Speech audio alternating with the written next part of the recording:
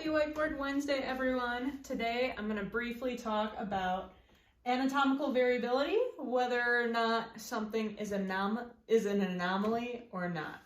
So, when we're talking about anomalies, an anomaly is simply something that is out of the norm or out of the usual.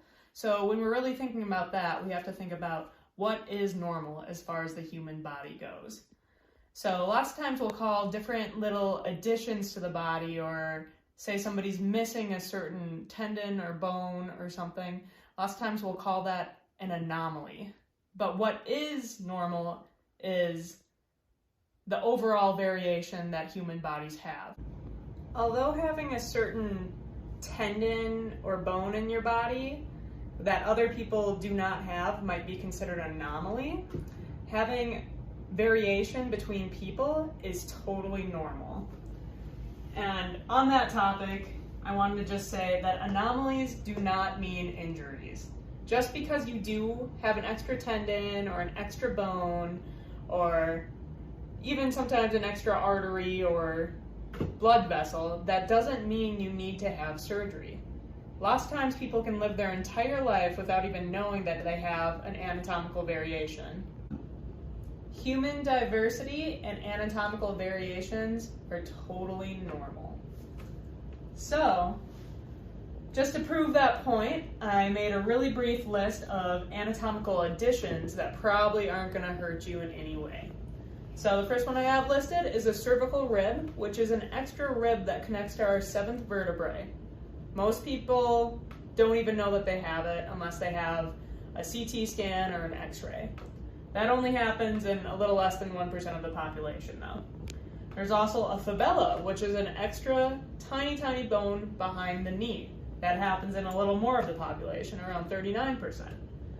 There's also a sternalis muscle, which is an extra muscle that runs right along the sternum. That happens in about 5%.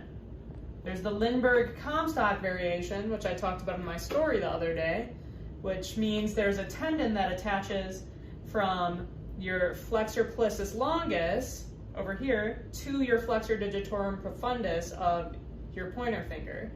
So I think I actually have this anomaly in the fact that I cannot bend this finger without also bending my pointer finger.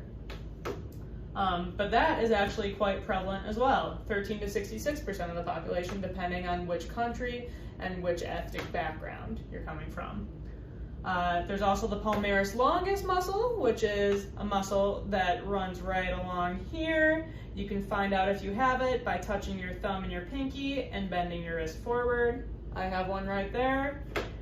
Anywhere from 0.6 to 64% of people can have that, again, depending on where you're located and what your ethnic origin is.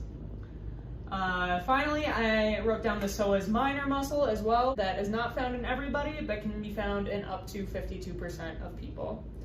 So it's totally normal to have some sort of variation in your body. Maybe it's not super common to have one thing, but when you think about how many different anomalies can occur in the body, it's pretty typical to find out that you might have one or two things that is totally different from anybody else you know.